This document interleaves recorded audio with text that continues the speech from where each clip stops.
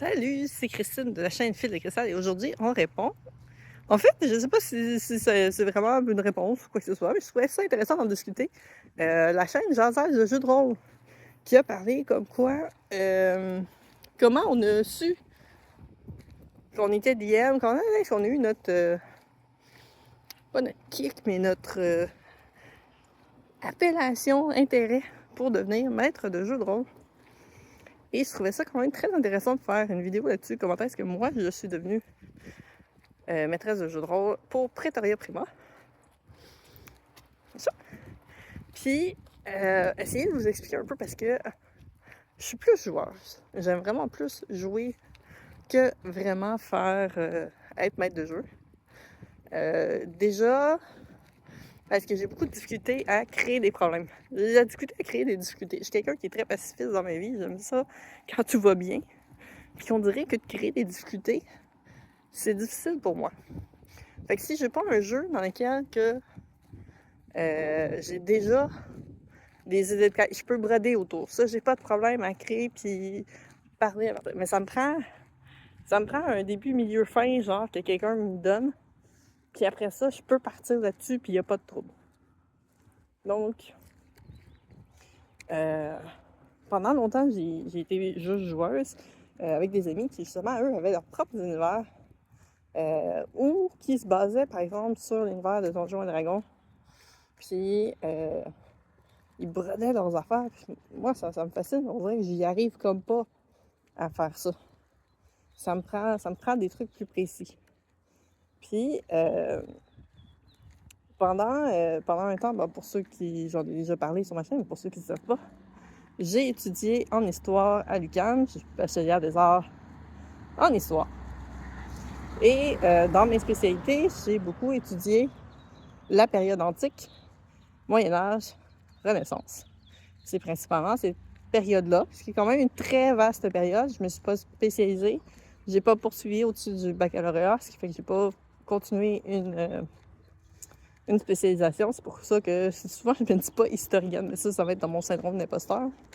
Parce que j'ai pas vraiment fait de thèse, quoi que ce soit. Puis ça aurait probablement pas été sur ces périodes-là non plus, parce que le travail que j'ai fait pour finir mon bac, c'était sur la ceinture fléchée. Donc, c'est vraiment pas quelque chose qui touche à ces périodes-là. La seule façon, je pense, que j'aurais pu aller toucher ces périodes-là, c'est d'essayer de faire une étude puis une recherche sur les origines du fléchage et du tissage. Et que là, j'aurais reculé loin là, pour le tissage. Donc, voilà. Mais c'est vraiment beaucoup dans ces périodes-là. J'ai fait beaucoup de travaux sur différentes femmes importantes de ces périodes-là quand ça s'appliquait, parce que des fois, ça s'appliquait pas comme style de recherche. Mais beaucoup là-dessus, puis surtout sur la vie des gens en général. Donc, pas tant les riches. Moi, ce que je voulais savoir, c'est le peuple, les gens comme vous et moi, ça mange quoi l'hiver? Donc, j'ai étudié beaucoup là-dessus et un des cours que j'ai adoré, c'était justement le cours sur les empires romains. En fait, c'est un double cours. Il y a eu 2 cours avec ce prof-là. Je me souviens plus de son nom. Il était vraiment super gentil. C'est un chargé de cours, spécialiste dans ce domaine-là. Puis lui, c'était vraiment genre, il te donnait pas un cours, il te racontait un cours. C'est vraiment genre, il était à côté sur son bureau, puis il te racontait, là, puis j'avais de la misère à prendre des notes parce que je trouvais ça trop intéressant. J'étais trop dans l'écoute, puis une chance, on avait genre un livre avec justement un résumé de quoi il parlait, tout ça. Mais c'est ça, c'était vraiment très intéressant. Il y en avait un, c'était le début de la formation genre de l'Empire romain, parce qu'avant d'être un empire, c'était une république, et avant d'être une république, c'était des royaumes. Hein, pour ceux qui pensent que Jules César était empereur romain, Jules César n'a jamais été empereur romain.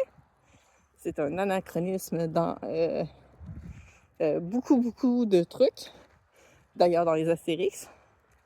Donc Jules César n'a jamais été romain, a jamais été empereur, il était romain. Jules César voulait créer un empire. C'est pour ça qu'il a été assassiné, c'est la raison de son assassinat. Et non, Brutus n'est pas la seule personne à l'avoir assassiné. Il était une douzaine, je crois, à essayer de le tuer, le sénateur. Puis, qu'est-ce que ça a fait? Ben, ça a fait en sorte qu'après ça, ben, il y a effectivement eu un empire. Le pire, c'est que peut-être que, pas avoir été assassiné, peut-être que son projet aurait juste pas fonctionné, puis ça serait pas eu les empires romains tels qu'on l'a connu par la suite. Mais voilà, Jules César n'a jamais été empereur romain. C'est son fils adoptif, Augustus, qui sera par la suite empereur romain, qui va fonder l'empire et va prendre le nom de César, qui sera transmis après à tous les empereurs. Augustus aussi, donc tous les empereurs finiront par porter en nom, en plus de leur propre nom, Augustus Césarée, comme titre honorifique.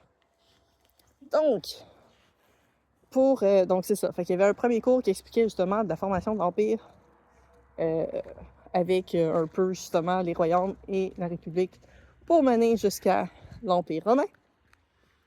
Et l'autre cours, c'était l'Empire chrétien et les royaumes barbares. Donc, la chute de l'Empire romain et les conquêtes, séparations de l'Empire romain par les empires barbares, comme sont décrits les peuples germaniques principalement. C'est pas juste les peuples germaniques, mais il y a beaucoup de peuples germaniques qui, eux autres, vont finir par prendre possession d'une grande partie des territoires romains laissés à l'abandon par manque de surveillance, finalement. Et ça va se continuer. Dans le fond, ce cours-là se terminait jusqu'à la chute, la solidification des différents pays d'Europe et la chute de l'Empire romain d'Orient, qui avait continué quand même avec Constantinople. Donc, c'est ça, c'était des cours super intéressants. Et pendant un des cours, qui est le premier, j'ai fait un travail sur Augustine. Augustine qui était la mère de Néron, qui est un peu plus connue. Donc, qui est Néron? Pour ceux qui ont eu des cours d'histoire, c'est lui qui aurait crucifié le fils. Donc, plus ou moins, là. En tout cas, c'est sous son règne que, en théorie, le Jésus-Christ aurait été crucifié, selon les dates. Et donc, c'est généralement un des empereurs romains qui est quand même aussi très connu pour sa cruauté assez particulière. Puis, justement, avec sa mère, c'est sa mère qui l'a foutu sur le trône. Parce que, clairement, Claude, qui était l'empereur précédent, qui a adopté Néron, qui était le fils d'Augustine, d'une autre union. Puis Augustine va avoir fait assassiner Claude, puis va avoir écarté, je ne me souviens plus, disons, je pense que c'est Britannicus, le fils biologique de Claude, pour mettre sur le trône son fils Néron. Il y a aussi plein de choses que je pourrais vous raconter là-dessus, parce que, tu sais, question de bien remercier sa mère, Néron va avoir réussi à assassiner sa mère en plusieurs fois, parce que les premières fois, ça n'aura pas marché. Puis, ce n'est absurde. Je peux vous raconter de façon vraiment absurde, parce que, tu sais, il a essayé de caler le bateau, faire exploser le bateau sur lequel sa mère était. Ça n'a pas marché, genre, et le monde s'est réussi à se sauver parce que le bateau coulait pas assez vite. Puis, tu sais, c'est presque une joke. Il y a une des servantes qui a essayé de dire genre « Ah, sauvez-moi, c'est moi, Agrippine! » Puis là, t'as les gardes qui étaient sur le bateau, qui étaient au courant, qui ont tué la servante. Fait qu'Agrippine a fait « Oh shit! On va se sauver, puis on dira pas que c'est nous. » Elle a réussi à gagner la berge à la nage. Mais tu sais, ça, c'est qu'est-ce qu'on a comme écrit qui est raconté par rapport à ça. Mais c'est tellement absurde que c'est comme... Je peux pas croire que c'est vraiment ça qui s'est passé. Puis là, elle s'est comme rendue à la nage. Elle est allée dans une de ces demeures, parce qu'ils ont souvent plein de demeures, ces riches-là. Comme quoi, ça change pas aujourd'hui. Fait qu'elle est allée dans une de ces demeures secondaires. Puis, à un moment donné, ben, il y a des gardes qui se sont pointés là, puis qui l'ont tué. Ça, c'est vraiment, genre, ils l'ont coincé dans une pièce, puis voilà, c'est de même ça s'est fait. Bon, c'est vraiment atroce. Mais en même temps, c'est comme complètement absurde. Tu sais, c'est au point, il a essayé plein de tactiques subtiles d'empoisonnement, puis d'accidents, Puis ça marchait pas au point où est-ce qu'à un moment donné, il a fait genre, bon, allez directement chez elle, dans sa chambre, puis régler ça, parce que là, je suis tannée. Mais tu sais, elle était pas nécessairement une sainte non plus, Agrippine, là. Tu sais, il y a des rumeurs comme quoi qu'elle couchait littéralement avec son fils. Est-ce que c'est vrai ça? On le saura jamais. Ça fait partie des trucs d'histoire, on ne sait pas. Mais dans les rumeurs qui étaient racontées, c'est comme quoi qu'elle couchait avec pour garder le pouvoir. Une tactique comme un autre. Ça sera pas la seule à l'avoir faite, d'ailleurs. Fait que c'est ça. Je travaillais là-dessus. Super intéressant comme travail de recherche. Et j'ai Philippe Dugnon, archiviste, qui me dit, il dit, ah, tu travailles sur Agrippine. Je parlais souvent de mes travaux de recherche pendant les soupers avec mes amis. Puis là, il fait comme il dit, ah, il y a un jeu qui parle justement de Néron. Ah! Jeu de rôle là-dessus. Les jeux de rôle, c'est pas juste du médiéval fantastique. J'étais, à l'époque, je connaissais le médiéval fantastique. Je savais qu'il n'y avait pas juste Donjons et Dragons. Mais pour moi, du jeu de rôle, c'était juste du médiéval fantastique. Je pensais pas qu'il en existait de d'autres styles. Je connaissais Vampire. Mais pour moi, Vampire, c'était plus un grandeur nature. Parce que je l'ai fait plus style grandeur nature. J'avais une fiche de perso, mais genre, jamais j'ai sorti ma fiche de personnage. Tout était genre acté dans un... soit dans la maison de quelqu'un ou une salle de loisirs ou whatever. C'était pas...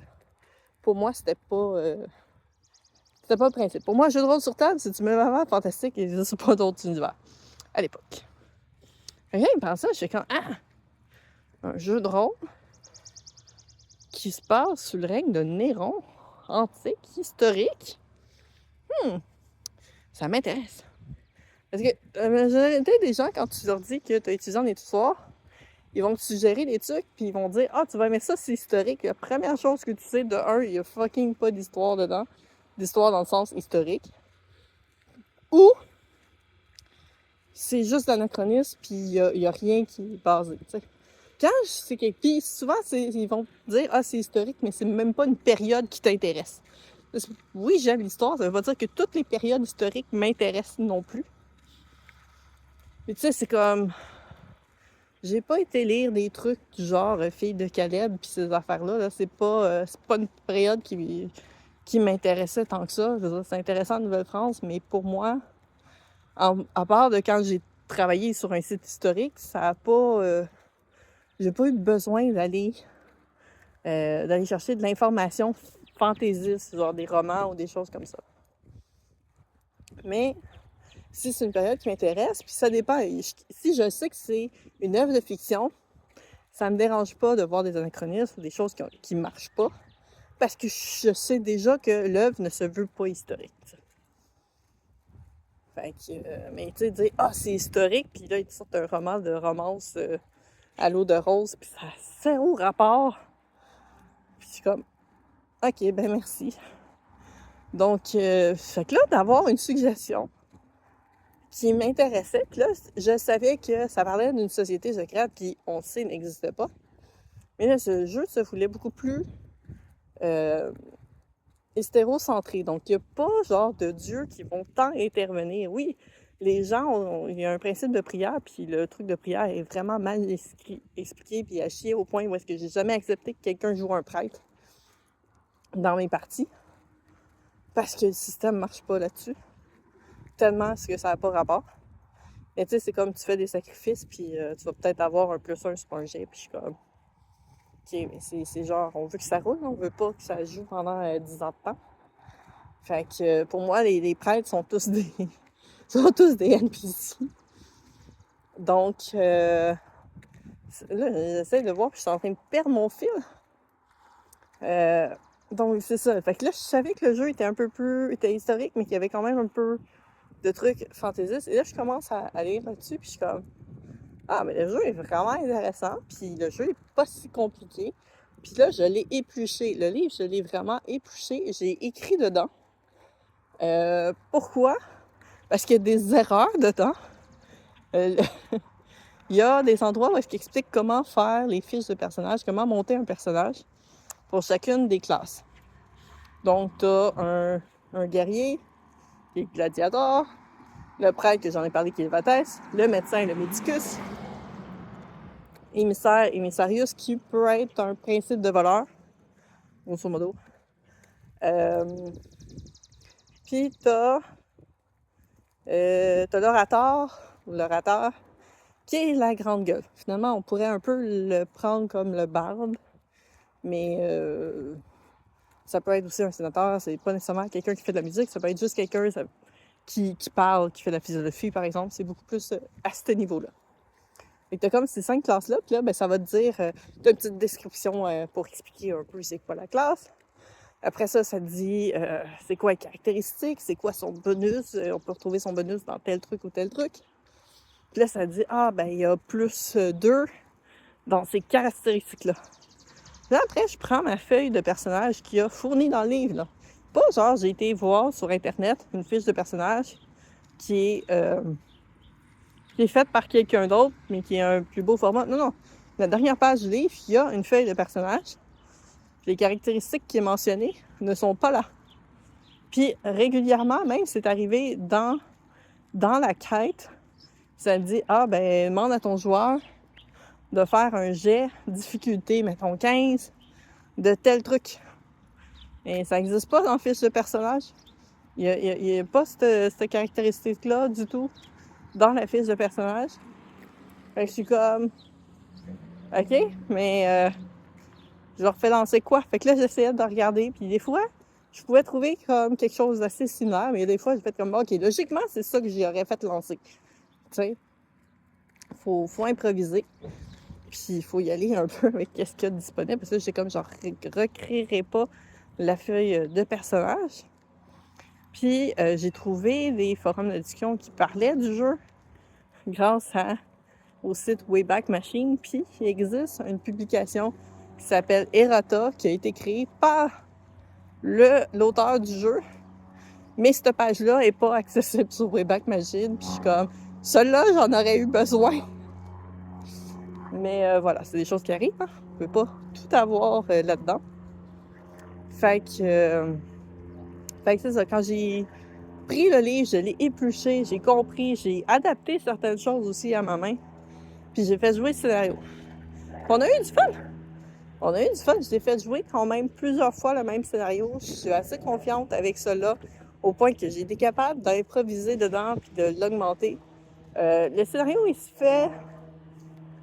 On arrive à rentrer dans un 4 heures de Draconis. Mais je dirais que plus facilement en 5-6 heures pour vraiment, parce que c'est une enquête, pour laisser un peu les joueurs chercher. Tu sais, faut que, mettons, si je le fais jouer à Draconis, faut que j'aide beaucoup les joueurs. Si je le fais en libre, je l'avais fait avec des amis que là, je les ai laissés aller. On l'a fait, puis ça a pris genre peut-être 20 heures faire le scénario. Tellement qu'on a genre parti sur l'affaire. Puis à un moment donné, j'ai fait comme il était tellement parti à chercher, puis tu sais, ils ont vraiment bien fouillé le scénario, puis essayé d'établir. Puis moi, je faisais juste trouver ça le fun que j'ai commencé à leur faire des petites quêtes secondaires dedans parce que je trouvais ça trop intéressant. Qu'est-ce qu'ils faisaient? Puis, comme c'est un scénario qui n'a pas genre de fin, genre que tu gagnes ou tu perds. C'est plus ou moins... c'est des trucs plus moraux. Fait que... c'est ça que j'aimais quand même bien. Le scénario était quand même facile pour moi à le comprendre puis à le faire jouer. Fait que j'ai fait comme, on l'essaye. Puis là, j'ai fait comme, il y a l'écran du maître, ça va m'aider parce qu'il y a des trucs plus résumés. Puis finalement, l'écran du maître, je ne l'utilise jamais parce que là-dessus aussi, il y a des erreurs finalement. Fait que je ne l'ai jamais servi. Mais j'ai fait comme, il y a un feuillet avec plus d'informations. On va utiliser ce plus d'informations-là. Puis, un coupon et l'eau fraîche. Pas grand-chose d'intéressant à boîte à mal. Fait que, plus d'informations, plus d'idées de quêtes secondaires, de NPC. Fait que j'ai fait comme, on va prendre ça. On va continuer là-dessus.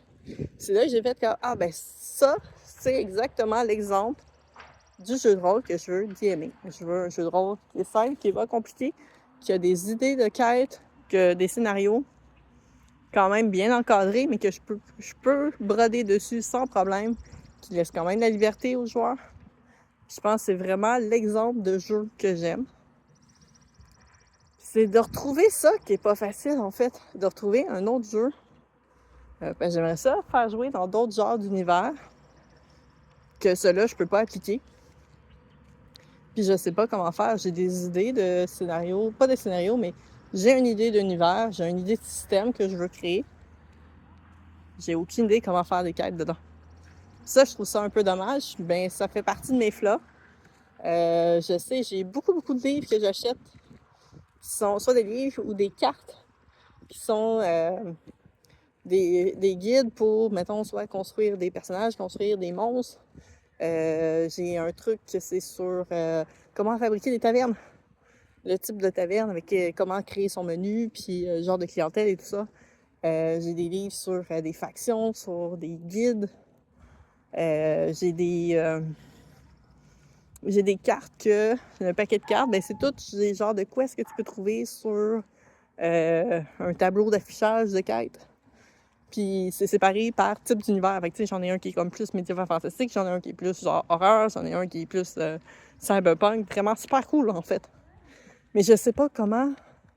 C'est comme trop vague pour moi, tu sais, c'est comme... J'ai besoin de plus d'infos. Fait que, sérieux, si vous avez des indications pour moi là-dessus, écrivez-moi ça en commentaire. Peut-être que... Ou si vous voulez m'aider à créer des quêtes pour mon univers, pour mon système, je serais aussi willing là-dessus. Je pense que si c'est la seule chose qui manquerait, ça serait ça. Fait que, voilà, c'était pas mal mon gros blabla qui a élaboré beaucoup trop sur comment est-ce que j'ai découvert que je voulais être jeu de rôle. Fait que, voilà, comment est-ce que je suis devenue maîtresse de jeu de rôle. J'aime ça quand même, mais c'est ça. Faut que je trouve d'autres systèmes, d'autres moments, d'autres façons de pouvoir jouer. Puis, qui sait, on va peut-être se voir à une table, que ce soit comme joueur ou comme maîtresse de jeu. Prenez soin de vous et à bientôt!